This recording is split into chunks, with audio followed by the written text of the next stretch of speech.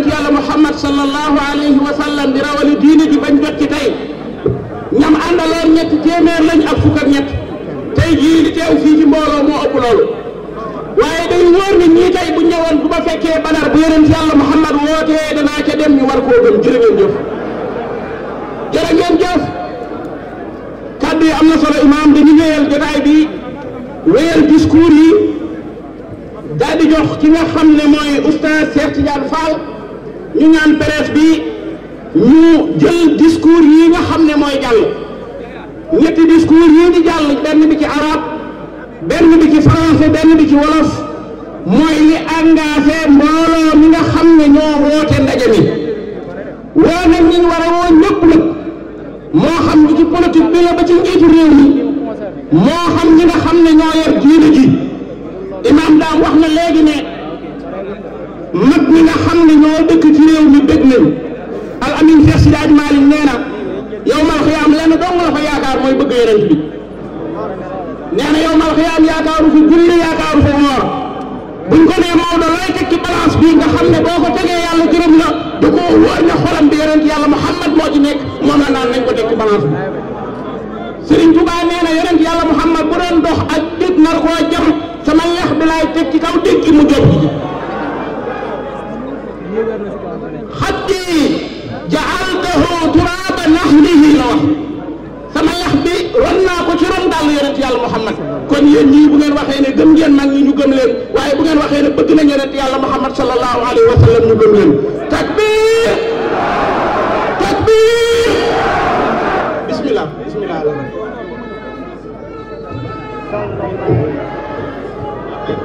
لبيك يا رسول الله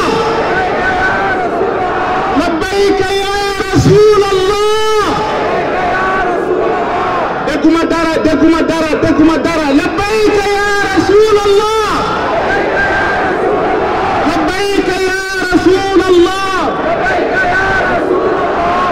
في وسلم باتمتك واي امام بين نينا ñi nekk seen kër yi di seetaan génn leen ngeen wane seen cofeel ci Seydina Muhammad kenn amul ngant képp kuy seetaan lii ci télé bàyyi télé ba nga fekk suñu fii lii mooy Sénégal nii la ñuy wane seen sopp ci Seydina Muhammad بالسلام وبالوئام بين الأفراد وبين الشعوب والأمم لذلك لا يمكننا أن نظل غير مبالين بكل ما يمكن أن يشكل مصدرا للتوتر والصراع لذلك نود أن نعرب هنا عن رفضنا التام لاستفزازات السلطات الفرنسية تجاه الأمة الإسلامية التي نحن جزء منها إن استخدام أي شيء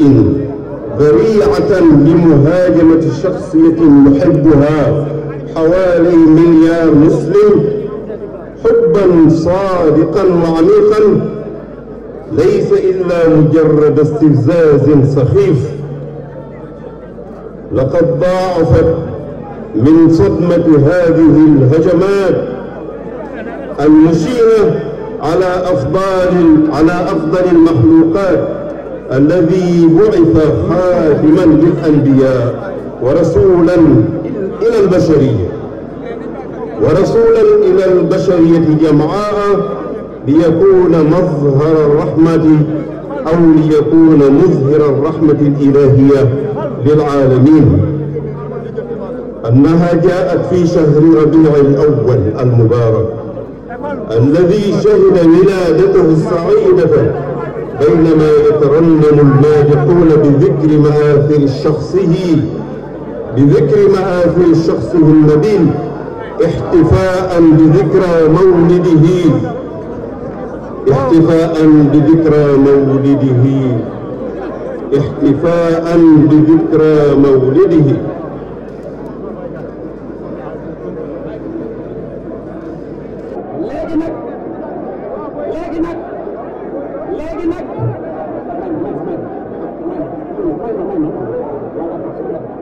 jërëjëf may leen ma tuuti lakkuñu français wu Macron na téye France am lakkuñu français am dañ koy léegi dañuy wax français pour Macron dégg ko ñu wax ko suñu bopp xamal ko ne ko laal nañu dégg ngeen nangu ngeen français Macron moomu ko daa judd fekk ko fi tey dee bàyyi ko fi ci lañ koy wax liñ koy wax mu dégg ko jërë ngeen jëf léegi nag ñu jox kàddu gi docteur Momar Kane mu lakk woowu nga xam ne moom ngeen di bañ a dégg dootuma ko wax mu wax ceeg Macron lépp ko ci war a wax leeral ci liñ ci tënk incha allah bismillah. dafa ñëw mooy défendre yonent bi sallallahu alayhi wa sallam imam daan dafa wax barki démb benn histoire bu daw yaram ci xare Uhud dafa am saxaaba boo xam ne dañ koo jam ba mu daanu yonent bi ne ana Rabia ñu ne ko gisuñu ko yonent bi ne seetal leen ma ko saxaaba yi di wër ba gis Rabia gis ko ñu ko jam ay xeej caw ko ay jaasi ba mënatul dara ñu ne ko yonent bi moo waxoon ñu seet la Rabia ne leen yéen bu ngeen ma gisee xam ngeen ne pare naa ci àddina waaye li ma leen di wax bàyyi leen si xel bu ngeen sàgganee ba yéeféeri rey Seydina Muhammad dootu leen jar dara ci àddina bi bu ngeen sàgganee ba ñu rey yonent bi ngeen torox àddina torox àllaaxira ñun tamit suñu sàgganee ba yéeféer yi di yab yonent bi sallallahu alayhi wa sallam dinañ torox àddina torox àllaaxira te duñu ko nangu labbayka ya rasulallah labbayka ya rasulallah labbayka ya habiballah labbayka ya habiballah labbayka ya habiballah. أعوذ بالله من الشيطان الرجيم بسم الله الرحمن الرحيم والصلاة والسلام على أشرف الأنبياء والمرسلين سيدنا محمد وعلى آله وصحبه أجمعين. Au nom d'Allah, le clément, le miséricordieux, salut sur Muhammad sallallahu alayhi wa sallam, son serviteur et son messager, ainsi que sur sa noble famille et ses fidèles compagnons. Nous, musulmans du Sénégal, sommes foncièrement attachés à la paix et à la concorde entre les individus et les peuples. Nous ne pouvons donc rester indifférents à tout ce qui peut constituer une source de tension et de conflit. Aussi, tenons-nous à exprimer notre désapprobation totale des provocations des autorités françaises à l'égard de l'Oumma islamique. Prendre prétexte de n'importe quoi pour s'attaquer à celui qu'environ 2 milliards de personnes aiment d'un amour sincère et indéfectible n'est rien d'autre qu'une provocation.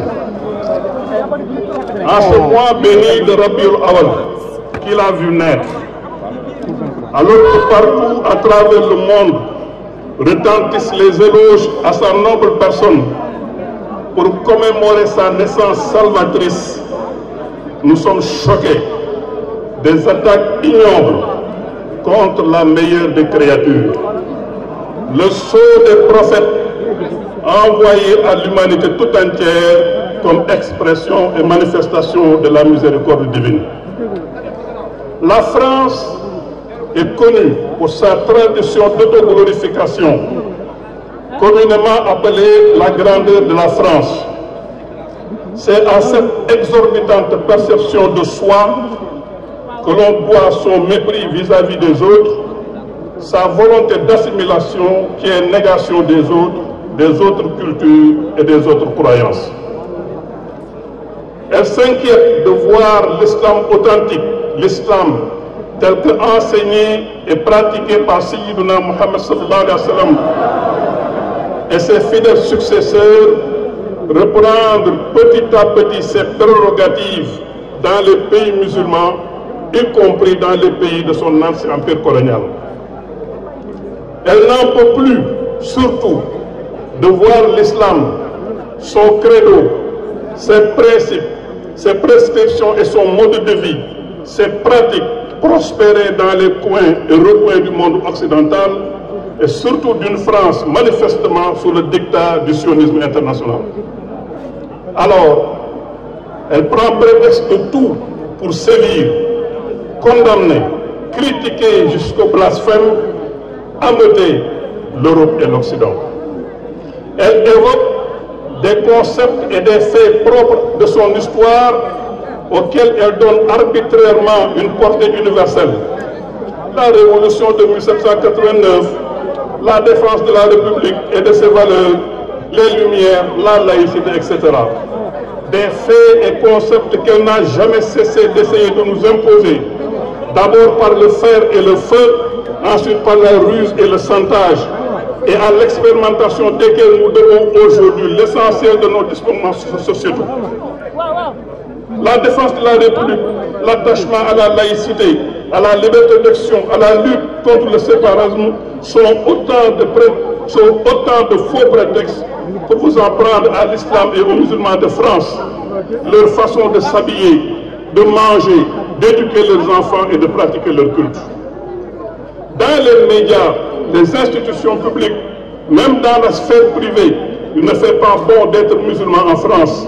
et surtout d'être un musulman sincère, pieux et fidèle aux principes fondamentaux et aux prescriptions de sa religion. Caricaturer le prophète de l'islam, c'est faire preuve de manque de clairvoyance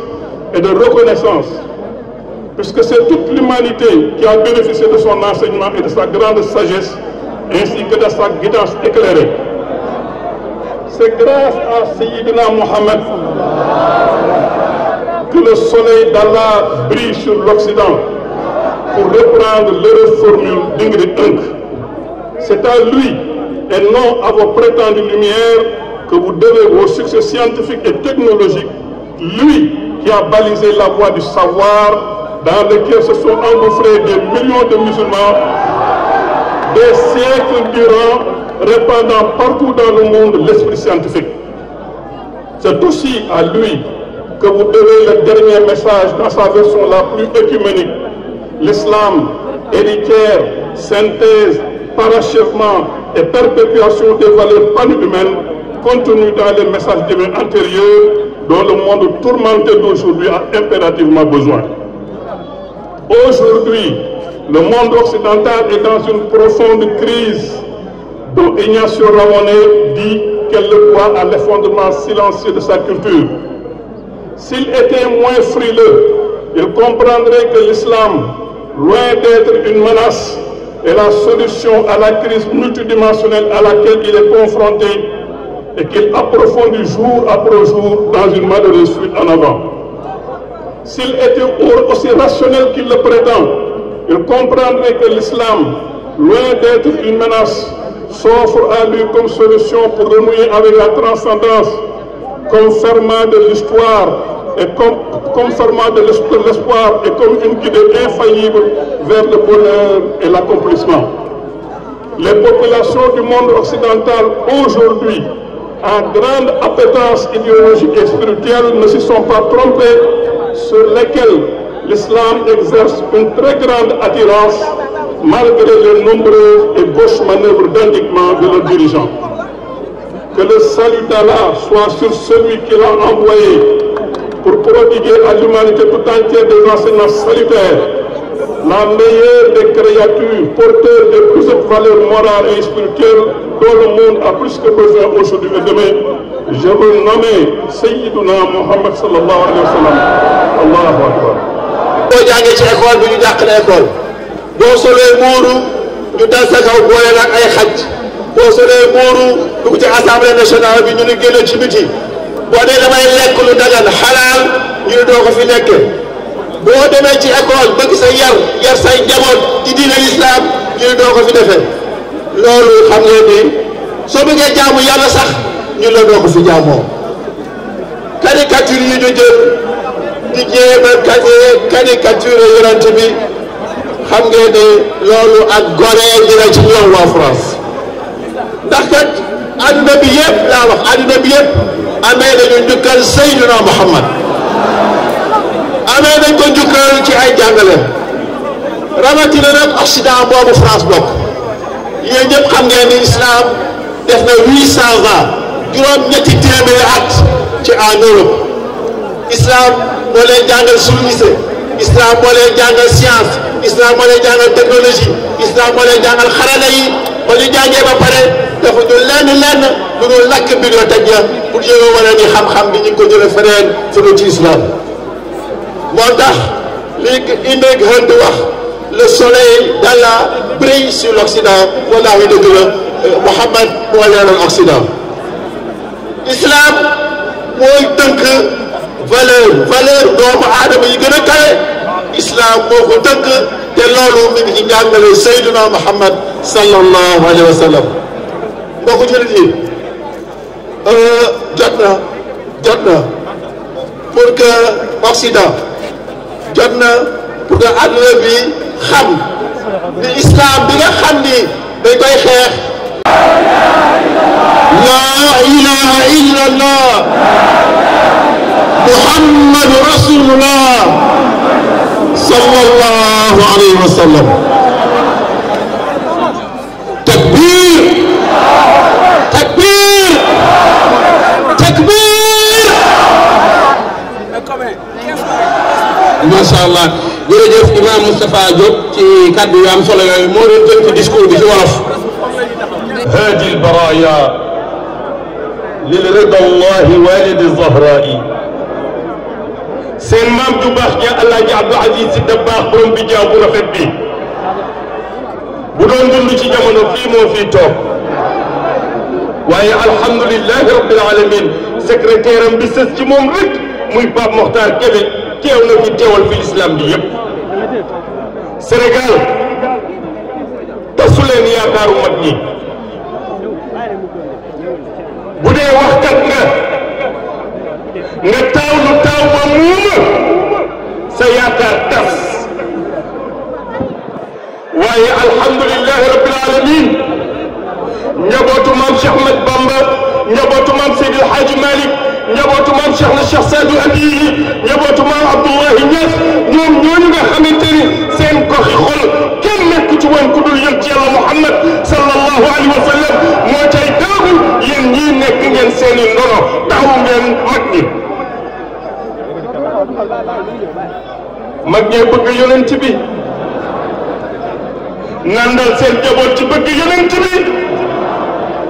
waaye tey taxawaay bii ngeen taxaw ku doon jooy tey fompal ngeen ko rongañam yal na leen yàlla fay yonent bi moo fi ne sangub Seydi El Hadji Malick yaakaaru maam borom Touba maamu Cheikh na Cheikh Sadou Abiyi nga xamante ni mboolem ñi fi mës a jaar ci ay yonent tànkam lañ fi ñëwee woon ak wëllëreem feeñal na ci seen téere ya xamaloon nañ ko seen nit ña batale woon nañ ko seen gannaaw addina di ko donnante ba ku tedd ki xëy gane addina fekk addina am lu mu tëdde ci weddi ci càggante ci jikko yu suufe ku tedd ki sallallahu alayhi wa sallam gane addina ci jooju jamono ci bii am loo xamante ni ku am doole am dëgg ku noot sa morom def ko moomeel ku sa wërsëg yaatu nga ber sa barke bopp ku mbooloo mu takku topp nga samp sa nguuru bopp boole ko dëkkub gën a leen tey askan ya daat di ci rub jigéen ci alali ndono ya di faat seen ligne ndax lan ndax bëgg àddina waaye yonent bi sallallahu alayhi wa sallam ñoo jëlee fi loolu yëpp dëgg ci dëgg waaye Macron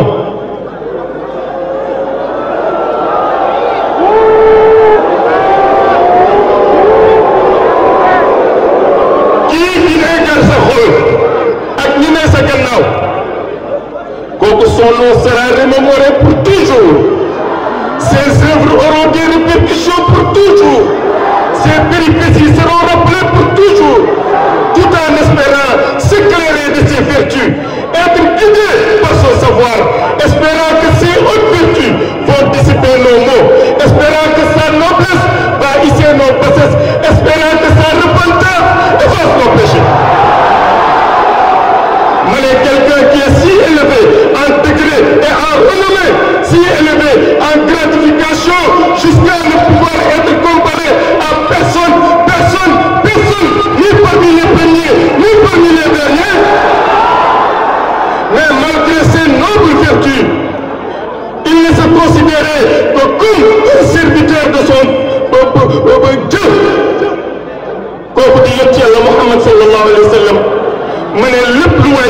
àddina ak àllaaxira bu ko wutewul yoon wi ko boromam tëralal muy l'islam kooku wàcc na yoonu jub te bu mu yaakaar dara ëllëg kookoy Seydina Muhammad sallallahu alayhi wa sallam moo tax la ko Allah jàpp waxoon moom ngeen jëf tey yéen njaboot gi yàlla moo leen di fay balagal banuuna ila mahalli abihimu fatajahada al abaau li tarxaali ya marhaban bi sayidi adnaahu hadratuhu xubban lahu mawlaahu ya sayidan mawlaahu qad daahu li xubbihi